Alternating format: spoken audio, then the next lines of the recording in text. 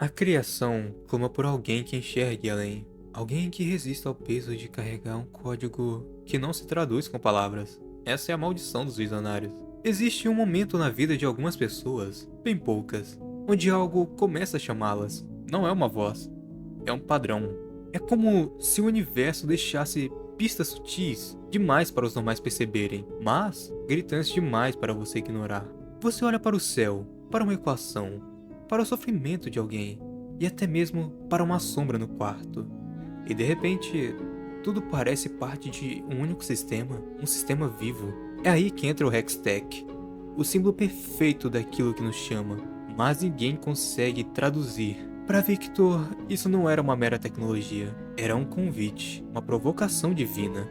Aquilo olhava de volta para ele, como se dissesse: não tema, eu te mostrarei o que só você irá saber. O que chamamos de Hextech aqui é um arquétipo. Representa a inteligência sagrada, o código oculto da criação, que escolhe aqueles que conseguem vê-lo. A maioria vê engrenagens, mas alguns veem uma estrutura espiritual. Victor não foi escolhido por sorte. Ele foi quebrado bastante para estar vulnerável à verdade. O fator Victor é o momento em que o mundo material deixa de bastar e seu espírito começa a farejar algo além. Um padrão escondido, e quanto mais você tenta fugir, mais ele te chama. A revelação nunca é gentil, ela exige sacrifício, isolamento e desintegração do ego. O verdadeiro chamado não vem com glória, ele vem com loucura, fome de saber, e uma sensação terrível de que você foi feito para algo que nem sabe nomear. E de tanto perseguir o alvo, ele o alcançou. Mas tem um preço. Sempre tem um preço. A mesma luz que promete salvação também arde. E quanto mais você chega perto, mais percebe que a luz que você tanto busca vai queimar pedaços de você. Não dá para tocar o abstrato e sair intacto. O fator Victor é isso. É o espírito que sabe que não pertence ao mundo comum, que se sente desconectado da maioria porque vê demais, que tenta curar os outros para esquecer a própria dor, que quer ser perdoado, mas não sabe como se render, que luta para manter a humanidade viva, mesmo se tornando uma máquina por dentro, porque no fundo, ele quer entender. Ele quer saber por que tudo dói, por que o mal é tão inteligente, por que o bem parece tão frágil, e por que o universo se cala tanto diante desse caos? Mas aqui está a chave. Victor só começa a enxergar os padrões do universo quando ele para de tentar controlá-los e começa a se render a eles. Não submissão cega, mas discernimento ativo. O verdadeiro observador se posiciona entre a carne e o espírito, entre o caos e o propósito, entre a queda e o fogo. E ele se sente chamado porque é um desses. Por isso que se deve ter cuidado. A linha entre a genialidade espiritual e a insanidade cósmica é fina, muito fina.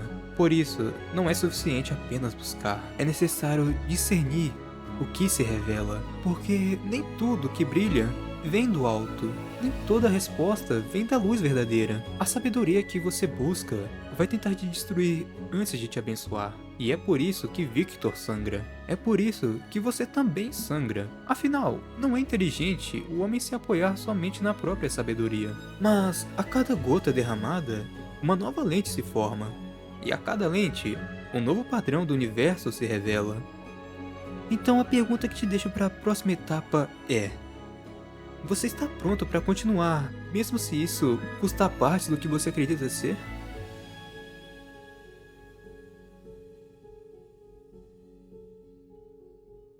Victor é literalmente um símbolo vivo da mudança. Mas não de qualquer mudança. Da mudança inevitável, dolorosa e necessária que vem quando o espírito se recusa a aceitar os limites impostos pelo mundo material. E é aí que esse ditado bate forte. A mudança é constante, e impedir ela é arrogância.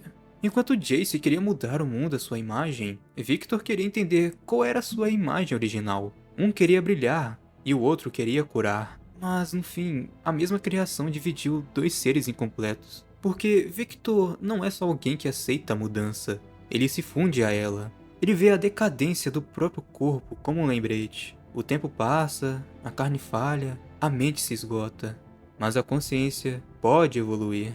E quem tenta parar isso, seja por medo, comodismo ou orgulho, está sim agindo com arrogância diante do fluxo divino da criação. Agora, se a gente amarrar esse ditado com a perspectiva celestial que venho construindo nos capítulos passados, tipo o Hextech e o Fator Victor, aí ele vira um código inteiro. E eu vou te mostrar por quê. O universo foi feito para se mover. Tudo vibra, tudo pulsa, tudo morre e renasce em ciclos que dançam como espirais sagradas. Victor entendeu isso, não de forma bonita, nem pacífica, mas na marra. Ele tentou melhorar as coisas com ideias humanas, mas falhou. Tentou mudar sozinho e quase morreu. Até que percebeu, a verdadeira mudança não é escolha, é destino. E recusar isso é desafiar o próprio universo. A ciência verdadeira não espera por aprovação moral. Ela avança, custe o que custar. E o problema de Piltover nunca foi a tecnologia, foi o medo de usá-la. O sistema de Piltover, os conselhos, as tradições, os limites científicos, todos queriam estagnar, preservar a ordem. Mas Victor via a vida onde os outros viam perigo, porque ele não era movido por ambição, mas por necessidade. Ele nunca foi de buscar por ouro e nem pedir por prata. Seu maior desejo é, e sempre foi, alcançar o abstrato. Esse é o ponto onde Victor começa a entender que ciência e moralidade não caminham de mãos dadas, e talvez nunca caminhem. Ele cresceu em um mundo quebrado, onde a ética é usada por quem tem poder para justificar a inércia. Enquanto as pessoas morrem, enquanto crianças passam fome, os ricos fazem reuniões para debater as implicações morais dessa mudança. É aqui que ele percebe: a moralidade é o escudo dos intocáveis. Quem tá sangrando não tem esse luxo. Esse conflito explode quando ele se depara com a tecnologia antiga, quase divina, capaz de reescrever os corpos e a mente humana. Mas ativar isso exige decisões que a sociedade consideraria erradas. Ele escolhe ativar porque ele viu a verdade. A cura não precisa ser compreendida, ela precisa acontecer.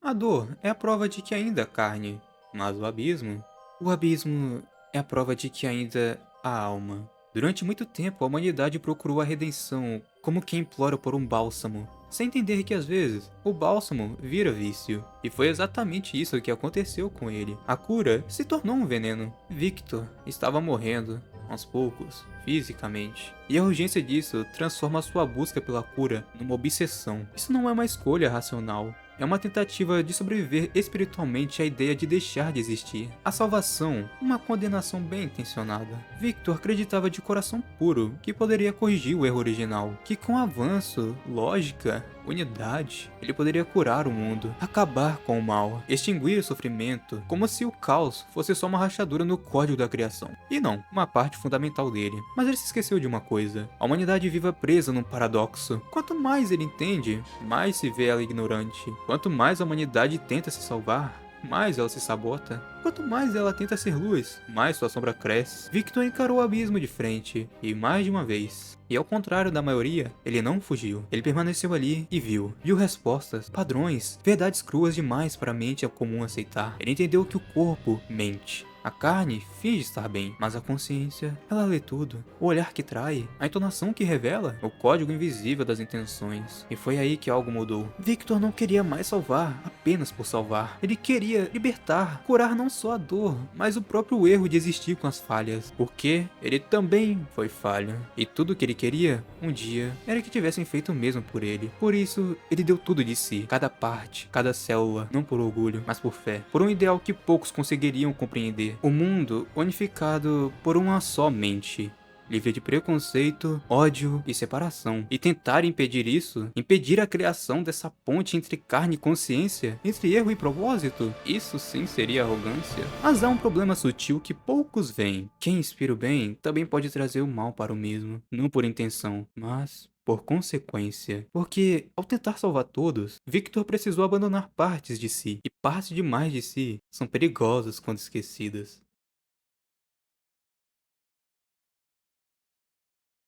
A gloriosa evolução não nasceu da vaidade, nasceu da esperança. Nasceu de um homem que viu a beleza onde ninguém viu, que olhou pro fundo da escuridão humana e ainda conseguiu enxergar um mundo que prosperava. A ideia de transcender a própria individualidade, Victor não queria salvar só a si mesmo. Ele queria unificar mentes, eliminar o ego, elevar a espécie. Mas isso entra num terreno perigoso, quase messiânico. Por isso que a gloriosa evolução era como uma religião sem Deus. Victor se torna o profeta de um novo tipo de fé. A fé no progresso. Isso pode ser comparado com movimentos históricos ou filosóficos reais. Só que no final, ele compreendeu o erro original. A razão oculta por trás do sofrimento universal. É peculiar o quanto a humanidade se dispõe a sofrer. É quase como se ela preferisse as correntes ao invés da liberdade. Afinal, nem tudo que brilha vem do alto. Mas a ele, só a ele, coube ver isso com clareza. Libertar, revelar, fazer crer. E para isso, ele sangrou em silêncio. Tudo isso pela gloriosa evolução, onde as cicatrizes serão desnecessárias, onde o amor não vai mais ser confundido com fraqueza, e onde o ódio, esse resíduo primitivo, não encontraria lugar algum. E pessoal, muito obrigado por ter assistido até aqui.